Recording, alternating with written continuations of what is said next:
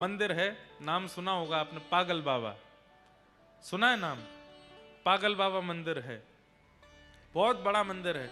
मैं भी बचपन में गया था अंदर, अभी तक मेरे को भी जाने का नहीं मिला अवसर। पागल बाबा मंदिर, उनकी बारे में सुना, बंगाल के महात्मा थे। उनका नाम तो कुछ और था, पर दुनिया वृंदावन के ब्रजवासी उनको पागल बाबा बोलते थे। क्यों? वो चेंटी को भी प्रणाम करते थे। सामने से चेंटी निकल जाती, जय हो, प्रणाम करते। छोटे बालक आ जाते, उनके चरण छूते। मैया बूढ़ी आ जाती, उनके पांव छूते। कोई भी दिख जाता, सबको प्रणाम करते। एक बार सूकर निकला सामने से, नाली में से, उसी को प्रणाम करने, जय हो वराह भगवान की प्रणाम। तो फिर ब्रजवासी कहते हैं, बाबा तू तो पागल है गो दिख है। तो बाबा कहते, हाँ अमी पागल मानुष, अमी बूझते पारो ना, अमी पागल मानुष, मैं पागल हूं, मुझे कुछ समझ नहीं आता, मुझे सब में ठाकुर जी दिखते हैं। और वहीं वृंदावन के शतक में लिखा है, यत्र प्रविष्टो सकलोपि जंतु आनंद सच्चित घनताम उपैति। वृंदावन की सीमा में प्रविष्ट हो जाने के बाद एक छोटे से छोटा कीट भी ठाकुर जी का स्वरूप होता है। पढ़ते हम सब हैं, सुनते अब सब हैं, मानता कोई नहीं। हम आपको डांट नहीं रहे, अपने ऊपर भी लागू करते हैं। हमारे मन में भी कई चीजों के प्रति नहीं आती भावना कि इसमें परमात्मा है। दोनों को करना है चेंज, मुझे भी आपको भी। धीरे धीरे धीमे धीमे सब में ठाकुर जी की भावना रखना प्रारंभ करो। श्रीनाथ जी इधर भी हैं, श्री जी बाबा इधर भी हैं, लाडली जी यहां भी हैं, हमारे राधारमण जी इधर भी हैं। सर्वम खलु इदं ब्रह्म। तो पहला सत्य, दूसरा चैतन्य। जड़ हो, कैसी भी वस्तु हो, लिविंग थिंग हो, नॉन लिविंग थिंग हो, सब में ठाकुर जी हैं। भले ही सबके सामने प्रणाम मत करो, पर मानसिक प्रणाम तो कर ही लिया करो, इनमें भी ठाकुर जी। और अंतिम है आनंद। जीवन में कैसी भी स्थिति आ जाए, आप चित्त से अगर आनंदित रहते हैं तो एक प्रकार से आपके चित्त में श्री ठाकुर जी रहते हैं। जरा सी एक घटना हो जाती है, जरा सी कोई परेशानी आ जाती है, सिर पकड़ के बैठ गए, हाय राम जी का है गो, अरे अब कैसे होगा, अब क्या होगा, अब क्यों होगा, चिंता करने लगे, फोन घुमा रहे हैं, इससे पूछ उससे पूछ, ये कैसे। जरा सी बात पर इतनी विचलनता जिनको होती है, वो एक प्रकार से बुद्ध पुरुषों के सामने ये प्रमाणित कर रहे हैं कि उनके चित्त में ठाकुर जी नहीं है। ठाकुर जी होंगे तो कैसे होंगे? कोई घटना घटी, आपको फोन आया कि भैया आपके घर में या आपके परिवार में या आपके व्यापार में ऐसा ऐसा कुछ हो गया।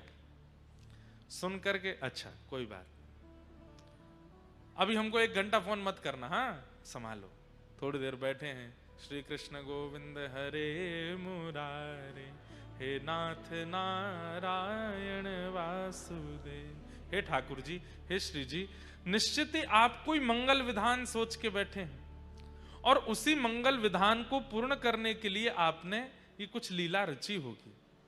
सब मंगल में होगा, मुझे कोई चिंता नहीं है, बस चाहे जो हो जाए, आप हमसे दूर मत जाना, आप हमसे दूर मत होना। व्यापार में कोई खपत हो जाए, परिवार में कोई रूठ जाए, कुछ हो जाए, श्री जी ठाकुर जी से प्रार्थना करना, हे श्री जी ठाकुर जी, आप सब मंगल सोचते हैं, जो विचार है आप सब कीजिए, पर बस आप दूर मत होना। बिल्कुल निश्चिंत रहो, कोई दिव्य महापुरुष हैं, आए हैं कथा सुनना, बस इनको भी पंखे का तो पता ही हो।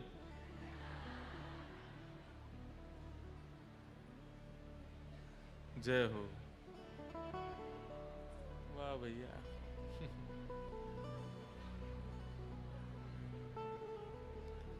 उनको आनंद तो बहुत आ रहा है, गए परिक्रमा लगा के। तो मैं क्या बता रहा था, कहां था, जल्दी बताओ। आनंद, गुजरात में भी एक जगह ना आनंद। हर परिस्थिति में प्रसन्न रहे। ठाकुर जी को पकड़ा तो आपका मन व्यापार में भी लगेगा, परिवार में भी लगेगा, पैसा में भी लगेगा, रोटी में भी लगेगा, विदेश घूमने में भी लगेगा, देश घूमने में भी लगेगा, अच्छा पहनने में भी लगेगा। आपने ठाकुर जी को पकड़ा तो और जगह भी मन लगेगा, पर अगर ठाकुर जी ने आपको पकड़ लिया और कहीं मन नहीं लगेगा। फिर वस्त्र वो नहीं पहनोगे जिससे सब रीझ है। कुछ भी पहना दो तन ढकना ही है, कैसे भी पहना दो। कुछ भी खवा दो पेट भरना ही है, बस प्रसाद होना चाहिए। कहीं भी ले चलो जाना ही है, बस वहां ठाकुर जी का अनुभव होना चाहिए। ठाकुर जी ने अगर आपको पकड़ लिया तो और कहीं मन नहीं लग सकता, सब जगह से मन हट जाएगा। तो ये भी एक प्रमाण है कि अगर सब जगह मन लग रहा है तो अभी तक ठाकुर जी ने नहीं पकड़ा है। सब जगह आनंद आ रहा है, सब जगह सुख मिल रहा है, सब जगह बढ़िया लगता है। अन्यथा मत समझिएगा, हम अपनी प्राइवेट बात ज्यादा बताते नहीं, पर कई लोगों के मन में विश्वास हो जाए इसलिए बताते हैं। हमको ब्याह शादियों में जाना अच्छा नहीं लगता, पता नहीं क्यों। और मैं बहुत, हमारी माताजी पिताजी सबको पता है घर में, मैं विवाह शादियों में कैसे जाना पड़ता है कभी कभी। मैं तो खुद डरता हूं, खुद के ब्याह में कैसे जाऊंगा। उसमें डर नहीं, मतलब ऐसा लगता है कि जोड़ी तो हमारे प्रिया प्रियतम की ही अच्छी है। अब चाहे जो कितना भी कोई दुल्हा सज धज के आ जाए, कितना भी कोई दुल्हन बढ़िया 2.5-3 किलो मेकअप लगा लावे, बढ़िया ठीक है, मंच पे वो लोग खड़े होते हैं, खूब पटाखे फूटते हैं, सब होता है, पर पता नहीं क्यों ऐसा लगता है कि नहीं, युगल तो हमारे प्रिय प्रियतम ही हैं, उनका ब्याह होला हो, उनका हो। अब सब कहता तो हूं मैं, कभी ना कभी हमारो ब्याह होएगा तो ये सब तो होएगा, पर मन में एक भावना आती है, नहीं मुझे ज्यादा रुचिकर लगता।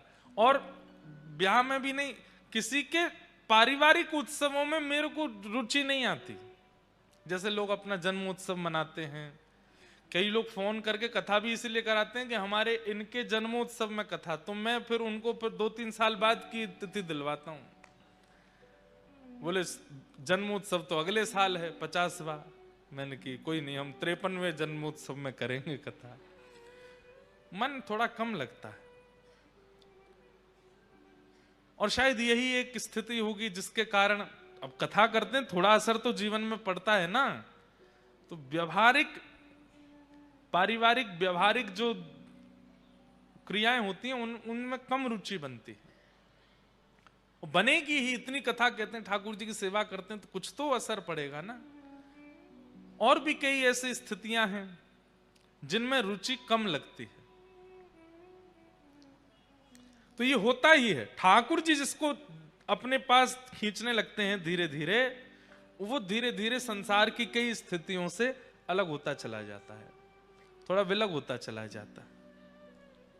सजल श्याम घन वरण लीन है, फिर चित अनत न भटक्यो, मेरो मन गिरधर छवि पे अटक्यो। तो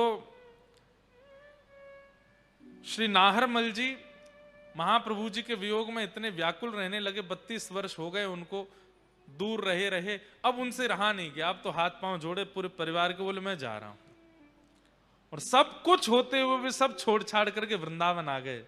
और जैसे ही वृंदावन पहुंचे, आहा, सीमा में प्रवेश करते ही मानो जैसे भूख प्यास निद्रा सब प्राप्त हो गई हो, नृत्य करने लगे, आनंदित हो गए। यह आनंद है।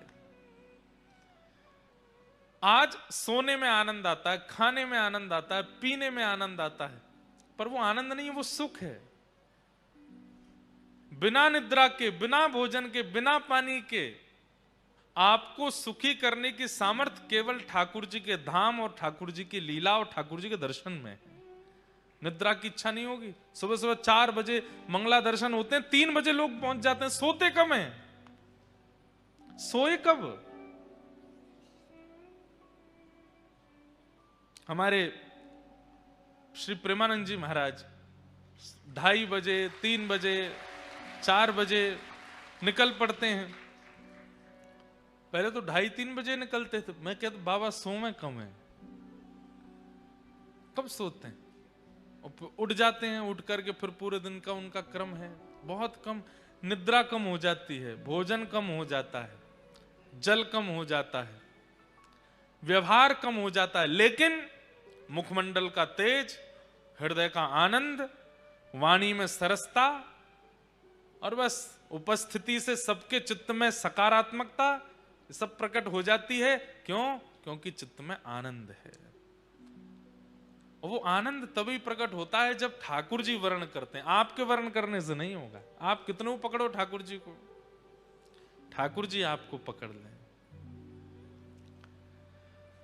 सब छोड़ छाड़ करके वृंदावन आ गए, और वृंदावन आकर के नाहरमल जी ने जैसे ही श्री राधा वल्लभ जी के दर्शन किए, पितृवंश महाप्रभु के दर्शन किए, बस नेत्रों से अश्रुपात होने लगा। अब भले ही मेरे प्राण निकल जाएं। क्यों? सर्वस्व प्राप्त हो गया। महाप्रभु जी बोले, अरे नाहर मल तू काय को आ गए हो? सब तो हतो तेरे पास देव बंद में, परिवार आदि सब। बोले सब हते, आप नहीं थे। सब थे, राधा वल्लभ जी नहीं थे, इसलिए आ गया। तो आनंद किसको कहते हैं? जहां सीमा पार हो जाए, लिमिट क्रॉस हो जाए, अवधि पार हो जाए, और तब भी आनंद घटे ना, तब भी वह प्रसन्नता घटे ना, उसको आनंद कहते हैं। और वही श्री कृष्ण है। पानी पूरी अच्छी लगती है, 10 पानी पूरी खा लो, 11 खा लो, 12 खा लो, 13वीं 14वीं में यम दिखने लगेंगे, ठाकुर जी नहीं दिखेंगे। रसगुल्ला बढ़िया लगते हैं, 6-7 खा लो, 8वें 9वें में यमदूत दिखने लगेंगे। वो रसगुल्ला ही यमराज जैसा लगेगा। भैया अब मत दो, ले जाओ, अब नहीं खाना।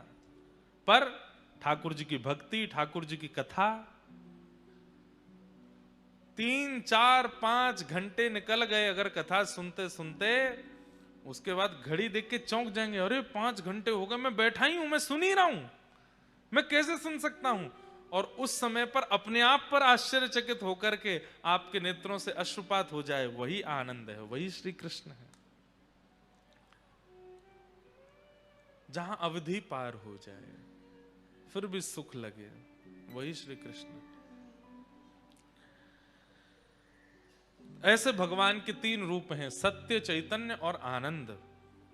3 भगवान के कर्म हैं, विश्व की उत्पत्ति, पालन और संहार। उत्पन्न करना, फिर उसको पालन करना, अंत में संहार कर देना। तापत्रय विनाशाय, 3 प्रकार के तापों का जो नाश करते हैं, ऐसे श्री कृष्ण को हम बारंबार प्रणाम करते हैं। श्री कृष्णाय वयम नमः। बंधुओं, महात्म की चर्चा में सबसे पहले सौनकादि ऋषि 88,000 सौनकादि ऋषियों ने सूत जी महाराज से प्रश्न किया, भगवान भगवत प्राप्ति का कलिकाल में सर्वोत्कृष्ट साधन क्या है? ठाकुर जी को प्राप्त करने का कलयुग में सबसे श्रेष्ठ साधन क्या है? तब श्री सूत जी महाराज कहते हैं, श्रीमद् भागवती वार्ता, भागवत की कथा। आप चाहे हम खुद अनुष्ठान करते हैं, खुद यज्ञ करते हैं, खुद सब कुछ करते हैं, पर सबकी एक अवधि है, उतना ही करते हैं, पर बाकी के समय केवल और केवल कथा में ही रहते हैं। श्रीमद् भागवत की कथा सुनिए और उसको पालन करने लग जाइए, इसी से ही ठाकुर जी मिल जाएंगे। तत्श्रवण प्रपठन विचारण परो भक्त्या विमुच्येन नरः। भागवत जी का आश्रय ले लीजिए, कथा से ही ठाकुर जी मिल जाएंगे। एक काशी में ब्राह्मण थे, बचपन से ही उनको भागवत जी पढ़ने का शौक लग गया। बताओ, ऐसे शौक लगे तो कितना अच्छा। वही भागवत जी हैं, लेकिन एक आश्चर्य की बात है, हर बार भागवत जी का अध्ययन करने में आपको नई लगेंगे। ये भागवत जी का आधुनिकता है। जितनी बार आप सुनोगे, जितनी बार आप पढ़ोगे, जितनी बार आप अध्ययन करोगे, उतनी बार भागवत जी नवीन हो जाती हैं। पुरा अपि नवम इति पुराणम, इसीलिए पुराण है। और पुराण भी नहीं है, महापुराण है। तो काशी में एक विद्वान रहते थे, बचपन से उनको भागवत जी पढ़ने का शौक लग गया। अब तो ऐसा शौक लगा, उठते बैठते चलते फिरते बस उनको यही लगता मैं कहीं एक आसन लगा के बैठ जाऊं, भागवत जी पढ़ूं। परिवार के बच्चों के साथ खेलने भी जाते तो बच्चे खेलते, वो बैठ के अपने भागवत जी पढ़ते रहते। सब लोग गंगा स्नान के लिए जाते, वो गंगा स्नान करके तुरंत भागवत जी पढ़ने लगते। सब ब्याह में गए, वो पीछे बैठ के भागवत जी पढ़ते रहते। इतना भागवत जी के प्रति आदी हो गए कि कोई और कामकाज उनको भाता नहीं था। घर वालों ने कहा ब्याह करा दो इसका, अपने आप बुद्धि ठिकाने आ जाएगी। कोई काम नहीं करता, धंधा नहीं करता, पूरे दिन ये किताब सी पढ़ता रहता है। किताब नहीं है, साक्षात कृष्ण है भागवत जी। घर वालों ने विवाह करा दिया। विवाह के बाद भी वही बात है ना, ठाकुर जी जिसको पकड़ लें वो कैसे भी नहीं बदलेगा। विवाह के बाद भी भागवत जी को नहीं छोड़ा। रात्रि में नींद खुल जाती है तो उठ के हाथ मुंह धो के आचमन करके भागवत जी पढ़ने लगते हैं। सुबह उठते हैं तो भागवत जी पढ़ते मिलते हैं, दोपहर में तो भागवत जी। पत्नी भी कुछ दिन तो सहती रही, उसको भी लगा ये कुछ करते धरते नहीं। एक दिन पतिदेव से कहा गृहस्थ आश्रम में आ गए हैं, थोड़ा कुछ कार्य धंधा भी किया कीजिए। देवी हम आपसे एक सत्य बात कहें। बोले क्या? हम और सब कामों में नालायक हैं, नहीं कर पाएंगे। आप देख लो, कुछ आपको भाई तो कर लो घर चलाने के लिए, हमसे नहीं होगा।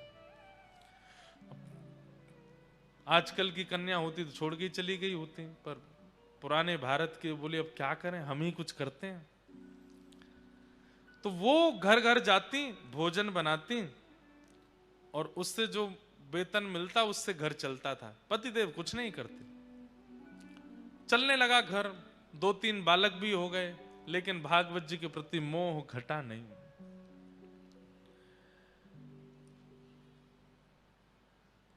एक दिन कुछ संत आए घर में। अब इतनी कमाई तो होती नहीं थी पत्नी की, थोड़ी बहुत होती थी जिससे कि बच्चे और ये लोग प्रसाद पा लेते थे। आज का प्रसाद पा लिया, नया राशन शाम को लेके आना था बाजार से। उसी बीच में संतों की टोली आ गई। और प्राचीन भारत में संत जन बता करके पूछ करके नहीं आते थे, बस आ जाते थे। और द्वार पर आकर के बस प्रार्थना भी नहीं, द्वार पर आकर के बस कहते थे कि हम इतने संत हैं, हमारी व्यवस्था करो। अब घर उस समय के भारत के लोग पूछते भी नहीं थे, व्यवस्था करते थे। संत आए, संत आ गए, आकर के घर में बैठ गए। पत्नी ने प्रणाम किया, पतिदेव भी आए, प्रणाम किया दोनों ने। बोले भगवान बड़ी कृपा। बोले हम 12 मूर्ति संत हैं, अयोध्या से आए हैं काशी दर्शन करने। आपके घर के बाहर तुलसी वन देख करके, गैया देख करके हमको लगा कोई विप्र ब्राह्मण हैं, हम 12 संत प्रसाद पाएंगे, तैयारी करो। अब पत्नी दौड़ी रसोई में, पीछे से ब्राह्मण देवता भी आए, देवी बनाओ। बोले कहां से बनाए, सब तो खत्म हो गया, राशन लेकर के आना है। तो बोले 2 पैसा ले आए राशन। बोले कहां से दें, सब खर्च हो गया इस महीने का, इस महीने की पगार अभी मिली नहीं, कल मिलेगी, फिर राशन आएगा, फिर बनेगा। पत्नी तो व्याकुल हो गई, मैं हमेशा संभाल लेती हूं, इस बार आप संभाल लीजिए कुछ। अब पतिदेव बोले देवी तुम तो जानती हो हम तो कुछ करते धरते नहीं, हम पे तो 1 रुपया भी नहीं है, कैसे हम कैसे संभालें, कुछ तो कीजिए। कहीं से भी संत जन बैठे हैं, इधर जामे उधर जामे सब, लेकिन कोई व्यवस्था नहीं बनी। बहुत देर हो गई तो संत समझ गए कि यहां कोई व्यवस्था नहीं है, संकोच में ये हमसे बोल नहीं रहे हैं। संत जन अपने आसन लेके उठ गए, बोले बिटिया फिर कभी आएंगे, आज के लिए जय सिया राम कह करके चले गए।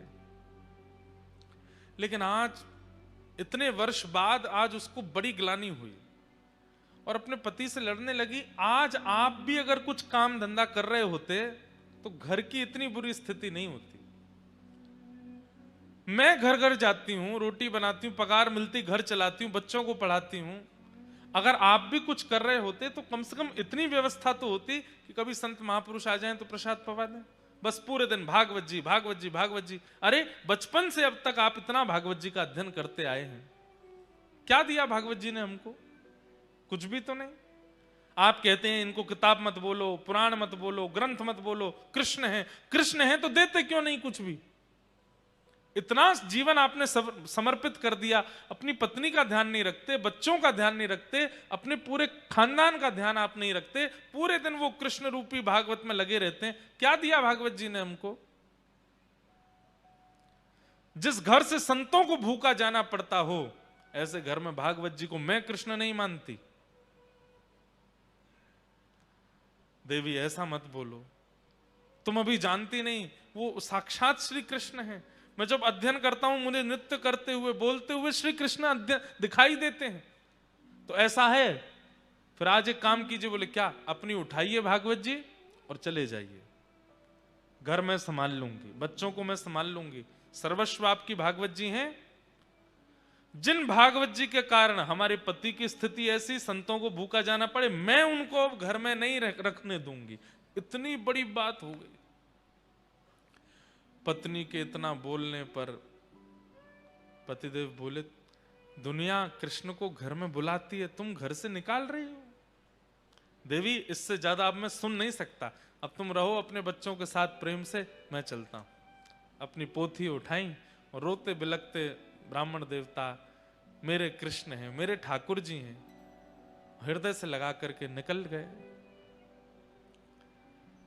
गंगा के तट पे जाके बहुत रोए, बोले मुझे कुछ भी बोल देती, मेरे को मार भी दे, पीट भी दे, मैं सह लूंगा। हे ठाकुर जी, हे भागवत जी, आपके लिए क्यों कहा? मुझसे ये सहन नहीं होता।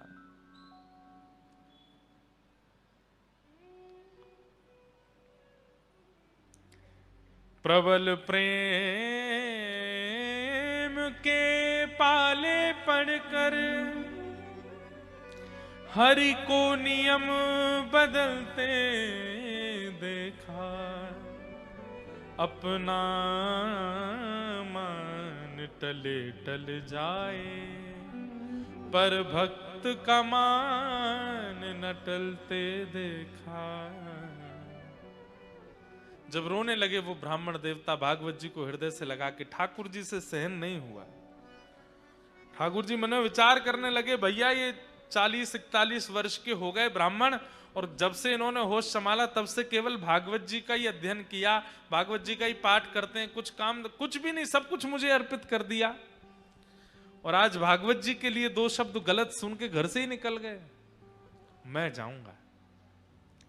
और काशी में छोटे से गोपाल जी प्रकट हो गए, और प्रकट होकर के ऊंची धोती पहन करके, सिर पर बढ़िया स्वाफा बांध करके, और बढ़िया कजरारे नेत्र हैं ठाकुर जी के, हाथों में कड़ूला पहने हैं, पैरों में सुंदर पाजेब पहनी है, कमर में करधनी पहनी है, गले में कंठा और एक सुंदर बगनखा पहना है, कानों में छोटे छोटे सुंदर हीरे के मोती हैं। ऐसी अद्भुत छवि ठाकुर जी की, लेकिन अपने सिर पर डलिया लेकर के कुछ बेचने वाला व्यक्ति होता है, ऐसे बनकर के निकले। लेकिन सब इनको देख करके आश्चर्यचकित हो रहे हैं। क्यों? बोले भैया रोड पर कुछ सामग्री देने वाले व्यक्ति के रूप में इतना आकर्षण, वस्त्रों में इतना आकर्षण, चाल ढाल में इतना आकर्षण, ये तो बिल्कुल ललित गति, टेढ़ी मेढ़ी सी चाल, और ऐसे सुंदर सिर पर डलिया लेकर के, और बढ़िया स्वाफा सिर पर बांध के, एक स्वाफा कंधा पर डाल के, पसीना पहुंचते भय, और चल रहे हैं। जो देखे वही इन पर लुभा जाए। पहुंच गए ब्राह्मण के घर पर, दरवाजा खटखटाया। पत्नी ने जैसे ही द्वार खोल करके देखा, छोटे से गोपाल जी, गदमदरा से हाथ, गदमदरा से पाम, नेक्सो सो पेट निकरो भयो है, गले में सुंदर हार पहने हैं, हाथों में सुंदर मणि के सुंदर कड़ूला पहने हैं, सब चमक रहे हैं। देख करके वो भी आश्चर्यचकित, इतना प्यारा बालक, इतना सुंदर श्रृंगार करके ऐसे घूम रहा है। कहो बालक, तुम्हारी माता जी कहां है? कहां से आए हो? और इतने से तुम हो, और इतनी बड़ी डलिया भारी सिर पे लेके कहां घूम रहे हो? क्या चाहिए? देखो खाने पीने की वस्तु तो मेरे पास नहीं है, जल पिला सकती हूं। ठाकुर जी खड़े खड़े देख रहे हैं, और तुम इतने प्यारे हो, इतने सुंदर, माँ ने अकेले कैसे छोड़ दिए? कहां है तुम्हारी माता जी? तो ठाकुर जी उसको इशारा करते हैं, हम पे बोलना नहीं आता। अच्छा गूंगे हो? ठाकुर जी बोले अच्छा गूंगे को कुछ लिखने को दूं, लिख के बताओगे? बोले हाँ। लिखने के लिए कुछ दिया तो ठाकुर जी उस पर लिख रहे हैं। क्या लिखे? बोले आपके पति जो हैं उनका मैं सेठ हूं,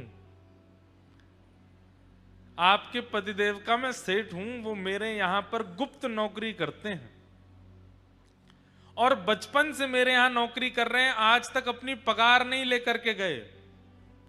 आज मुझे कैसे भी करके पता चला कि उनको धन की बड़ी आवश्यकता है, तो 12 वर्ष की आयु से लेकर के 41 वर्ष की आयु तक उन्होंने जितना भी मेरे यहां कार्य किया उसकी जो पगार होनी चाहिए वो सब लेकर के आया हूं, आपके द्वार पर रख करके जा रहा हूं, उनको दे दीजिएगा। ऐसा कह करके लिख करके उसको पकड़ा दिया। अब वो पढ़ने लगी, पढ़ते पढ़ते पढ़ते अंत में सोच भी रही है इतने छोटे से सेठ जी हमारे पतिदेव के। जैसे देखा तो डलिया रखी है, ठाकुर जी तो अंतर ध्यान हो गए वहां से। डलिया के ऊपर से जैसे ही वस्त्र हटाया, ऐसी ऐसी मणियां रत्न आभूषणों से जड़ित, और इतने सुंदर सुंदर उसमें स्वर्ण के आभूषण, मणियां, हीरे जवाहरात सब चमक रहे हैं। अरे काशी के नरेश के पास भी इतनी संपत्ति नहीं होगी जितनी संपत्ति और बहुमूल्य मणियों को देख करके वो बालक गए। पत्नी की तो आंखें खुली रह गई, बोले कि पतिदेव इतनी बड़ी नौकरी करते थे, आज तक नहीं बताया। डलिया उठाने लगी तो उठी नहीं, बच्चों को बुलाया, 3-4 बच्चे स्वयं लगे तो जैसे तैसे खिसका के भीतर लाए। इतनी धन संपत्ति देख करके पत्नी तो बड़ी व्याकुल हो गई। छोटे वाले बालक को भेजा, जाओ पिताजी को ढूंढो, गंगा के तट पर होंगे, उनसे कहो जल्दी हमें लौट करके, माँ ने बढ़िया पकवान बनाए हैं घर में। बालक दौड़ा दौड़ा गया तो वहां पर भागवत जी का पाठ कर रहे थे, अश्रुबिंद गिर रहे हैं। पिताजी जल्दी घर आइए, मैया ने बहुत सुंदर पकवान बनाए हैं आपके लिए, वो प्रतीक्षा कर रही हैं, आप पाएंगे तभी पाएंगे, जल्दी आ जाइए। ब्राह्मण देवता सोचने लगे लड़ने के बाद पकवान कौन बनाता है घर में, हमको घर से निकाल दिया, इतना सब कुछ बड़ा बुरा बोल दिया, और सुबह संतों को पवाने के लिए एक फूटी कौड़ी नहीं थी, अब पकवान बनाए हैं। चलो भागवत जी का पाठ पूर्ण करके हृदय से लगा के गए।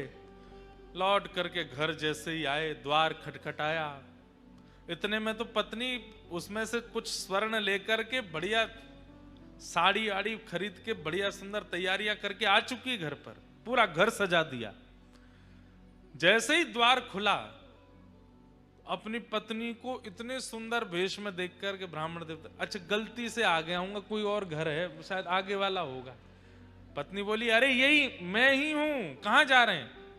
देवी तुम हो? इतनी गोरी पहले तो नहीं लगी थी, इतना बढ़िया वस्त्र पहले तो नहीं पहना, कहां से आया?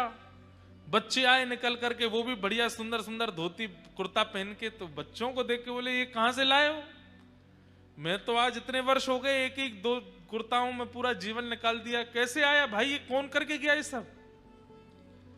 पत्नी बोली ज्यादा होशियार मत बनिए, सारी पोल पट्टी खुल गई है आपकी। बोले क्या पोल पट्टी? बोले आपकी नौकरी वोकरी के बारे में सब पता चल गया हमको। पतिदेव बोले कौन सी नौकरी, हम कुछ नहीं करते। अच्छा आओ भीतर आओ। भीतर ले जाकर के डलिया रखी थी कमरे में, खोल के दिखाया, देखिए रत्नों की चमकाहट देख करके बोले देवी कहां से चोरी करके लाई हो? बोले चोरी नहीं करके लाई हूं, आपका मालिक आया था, गूंगा मालिक। और एक बात बताइए, इतना छोटा, हमारे बच्चों से भी छोटा था वो, उसको मालिक, लेकिन क्या सुंदर उसका वर्ण, आहा क्या कड़ूला पहने थे, सिर पर क्या सुंदर पाग बंदी थी, उस पर मोती के हार, गले में कंठा, कौंधनी, पैरों में पाजेब, थोड़े थोड़े नील वर्ण के सा अंग। अब ये पत्नी बोलती जाए और पत्नी ठाकुर जी का चिंतन पतिदेव के चित्त में आ रहा है कि निश्चित ठाकुर जी आए। देवी तुम्हें कैसे पता? उन्होंने बताया। बोले कि लिख के दे के गए हैं। जब बोले मुझे दिखाओ कहां लिखा है। पर्चा दिया तो पत्र देखा, उसमें जितनी लिपियां थीं वो लिपियां देखते देखते वो आपस में मिलने लगी, और मिलते मिलते मिलते मिलते वो समस्त लिपियां एक आकृति बनाती हैं, और उस आकृति में नन्हे से गोपाल जी सिर पर डलिया रखे ऐसे खड़े हैं, वो एक आकृति प्रकट हो जाती। नेत्र सजल हो गए, बेहोश हो गए ब्राह्मण देवता। होश में आए तो रोने लगे।